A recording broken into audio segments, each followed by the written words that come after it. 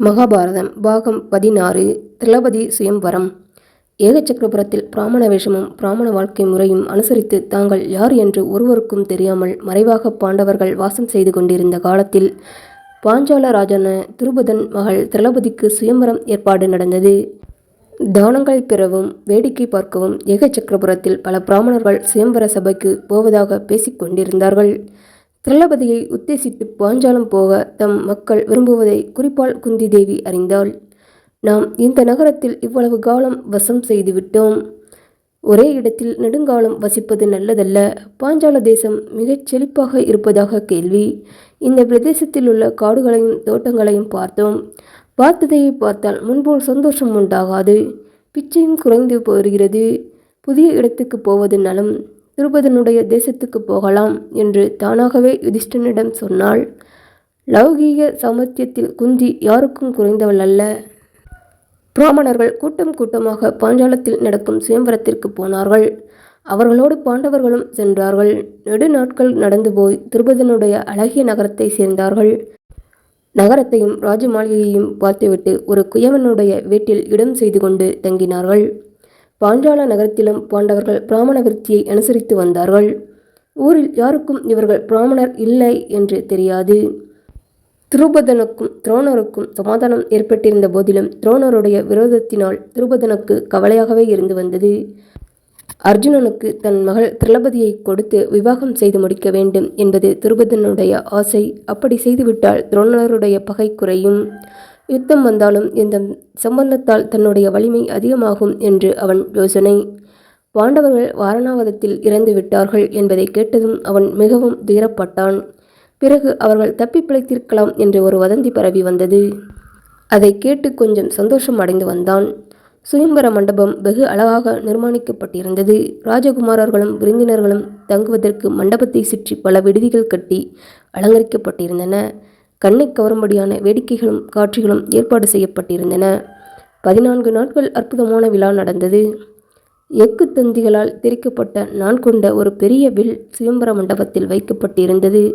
அந்த வில்லை வளைத்து எஃகு நாணை அதில் பூட்டி அம்பு எய்தி மேலே வெகு உயரத்தில் அமைக்கப்பட்டிருந்த ஒரு பொன்மயமான லட்சியத்தை அடிக்க வேண்டியது. இடையில் சுழலும் எந்திரம் ஒன்று அமைக்கப்பட்டிருந்தது. அந்த சுழல் எந்திரத்திலிருந்த துவாரத்தின் வழியாக அம்பு செல்ல வேண்டியது. சுழல் எந்திரத்தினால் தடைபடாமல் அம்பை செலுத்தி லட்சியத்தை அடித்த வீரன் தன் மகளை அடையலாம் என்று துருபதன் பிரசுரித்தான். சுயம்வரத்திற்கு 4 திசைகளிலிருந்தும் வீரர்கள் வந்திருந்தார்கள். திருதராஷ்டிர புத்திரர்களும் கர்ணனும் கிருஷ்ணனும் சிசுபாலனும் ஜராசந்தனும் சல்லியனும் உட்பட நூற்றுக்கணக்கான அரசர்கள் வந்து குழுமினார்கள். சுயம்வர சம்பவத்தை பார்க்க வந்த பொதுஜன கூட்டமும் மிகப்பெரியது. சபையில் கடலை போல் கம்பீர ஓசை நிரம்பிச்சு. மங்கள வாத்தியங்களும் ஒலித்தன. முன்னால் ஒரு குதிரை மேல் திருஷ்டத்யுமன் தங்கைக்கு வழி செய்து கொண்டு வந்தான். பின்னால் மஞ்சள் நீராடி அற்புகையினால் கூந்தலின் ஈரத்தை போக்கி பட்டாடை தெரித்து கொண்டு இயற்கை அழகை ஆபரணமாக படைத்த திரௌபதி கையில் மாலையை எடுத்துக்கொண்டு யானையினின்று இறங்கி சபையில் பிரவேசித்தாள். அவள் அழகைக் கண்டு களிப்பும் பரவசமும் உற்ற வீரர்களை கடைக்கண்ணால் பார்வையிட்ட திரௌபதி சபை மத்தியில் நடந்து மேடைக்குச் சென்றாள். பிராமணர்கள் மந்திரங்கள் ஓதி அக்னியில் அளித்தார்கள். ஸ்வஸ்தி வாசனம் சொல்லப்பட்டு வாத்திய கோஷம் அடங்கிய பின் கம்பீரமான குரல் படைத்த திருஷ்டத்யுமன் தன் சகோதரியை மண்டபத்தின் நடுவில் கைபிடித்து நிறுத்தி கூடியிருந்த சபையோரை பார்த்து, இங்கே பிரசன்னமாயிருக்கிற வீரர்கள் எல்லோருக்கும் கேட்க வேண்டும். இதோ வில், இதோ லட்சியம், இவையே அம்புகள். எந்திர துவாரத்தின் வழியாக 5 சரங்களை எய்து குலமும் ரூபமும் பலமும் பொருந்திய மன்னர்களுள் எவன் லட்சியத்தை அடைகிறானோ அவன் என் சகோதரியை இப்பொழுது பாரியையாக அடைவான். இது சத்தியம் என்று சொல்லி அங்கே வந்து அமர்ந்திருக்கும் அரசர்களுடைய பெயர்களையும் குலத்தையும் திரௌபதிக்கு வரிசீக்கிரமாக எடுத்துச் சொன்னாள். புகழ்பெற்ற அரசகுமாரர்கள் ஒவ்வொருவராக எழுந்து வந்து வில்லை தூக்கி நான் ஏற்ற முடியாமல் அவமானப்பட்டு திரும்பினார்கள். சிசுபாலன், ஜராசந்தன், சல்லியன், துரியோதனன் இவர்களும் பார்த்து ஏமாற்றமடைந்தார்கள். கர்ணன் எழுந்து வந்ததும் சபையிலுள்ள எல்லோரும் இவன் நிச்சயமாக வெற்றி பெறுவான் என்று எதிர்பார்த்தார்கள். வில்லை வளைத்து நான் போட்ட ஒரு மயிரிலேயே தான் இருந்தது.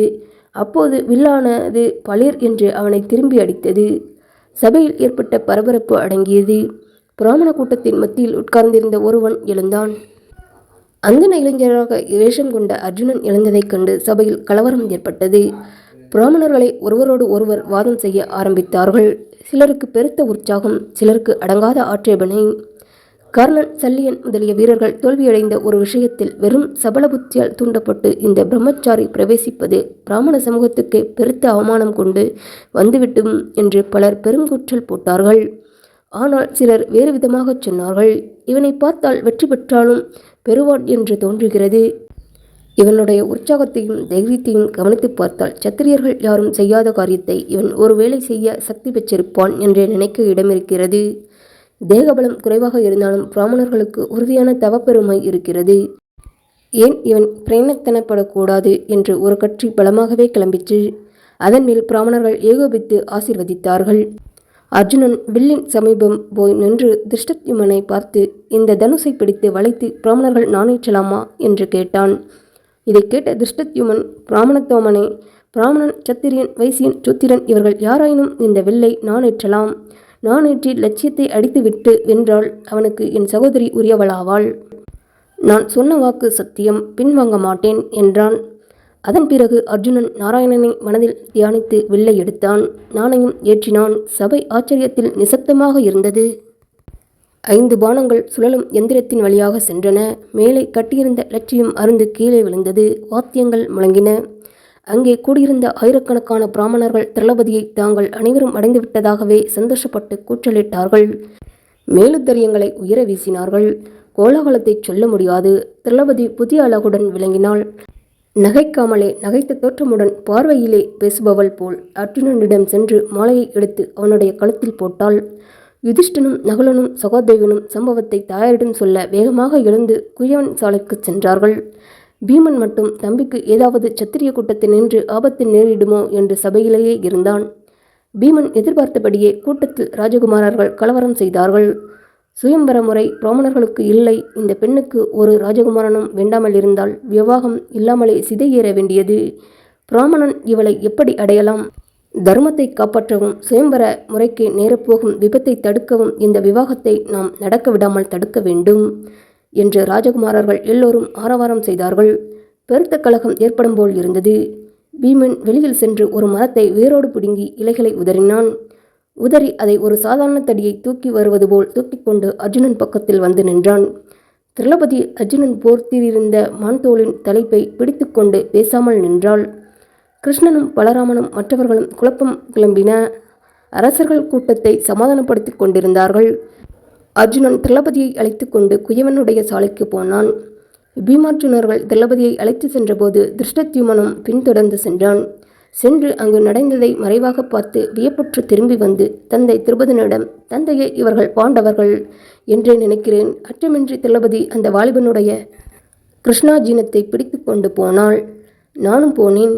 அங்கே குடிசையில் அக்னி கொழுந்து போல் உட்கார்ந்திருந்தவள் குந்தி என்றே நினைக்கிறேன் என்றான்.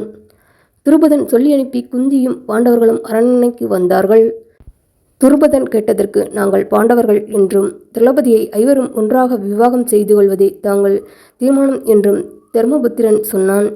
பாண்டவர்கள் என்று அறிந்ததும் துருபதன் மகிழ்ந்தான். துரோணருடைய பகையை பற்றி இனி கவலை இல்லை. மகளுக்கு அர்ஜுனன் புருஷனாக அமைந்து விட்டான் என்று அவனுக்கு சந்தோஷம் பொங்கிற்று. ஆனால் 5 பேரும் ஒருத்தியை விவாகம் செய்வோம் என்று யுதிஷ்டன் சொன்னதை கேட்டு வியப்பும் அருவருப்பும் கொண்டான். இது என்ன அக்கிரமம்? ஒரு காலத்திலும் தர்மம் என்று சொல்லப்படாததும் உலக வழக்கத்துக்கு முற்றிலும் மாறுபட்டதுமான இந்த எண்ணம் ஏன் உமக்கு உண்டாயிற்று என்று திரௌபதன் மிகவும் ஆட்சேபித்து பார்த்தான். யுதிஷ்டன் சமாதானம் செய்தான். ராஜாவே, மன்னிக்க வேண்டும். கிடைத்ததையெல்லாம் நாங்கள் சேர்ந்து அனுபவிப்பதாக பிரச்சிக்ஷை செய்திருக்கிறோம். பெரும் ஆபத்துக்கிடையில் இவ்விதம் நாங்கள் செய்திருக்கிறோம், வடிவெடுத்திருக்கிறோம். இதைத்தான் நாங்கள் தீர்மானித்தோம். இந்த பிரதிக்ஷை நாங்கள் புறக்கணிக்க முடியாது. எங்கள் தாயாராலும் இதுவே சொல்லப்பட்டது என்றான். தர்மமே உருவெடுத்தார் போன்ற பெரியோர்கள் குடும்பத்தை பாதுகாக்க உயிருடன் இருந்தும் பொறாமை என்பது எவ்வளவு பாபச் செயல்களை உண்டாக்குகின்றன என்பதைக் கண்டும் அனுபவித்தும் வந்த பாண்டவர்கள் எந்த காலத்தில் என்ன தீய எண்ணங்கள் உண்டாகுமோ என்று பயந்து தாய் குந்தியின் சொல்படி இந்த பிரதிக்ஷை தங்களுக்குள் செய்து கொண்டார்கள். நீரும் குந்தியும் திருஷ்டத்யுமனும் திரௌபதியும் எல்லோரும் இந்த விசித்திரமான ஏற்பாட்டுக்கு சம்மதித்ததால் அப்படியே செய்யலாம் என்று துருபதன் முடிவில் ஒப்புக்கொண்டான். அவ்வாறே பெரியோர்களும் சம்மதித்து முடிந்தது.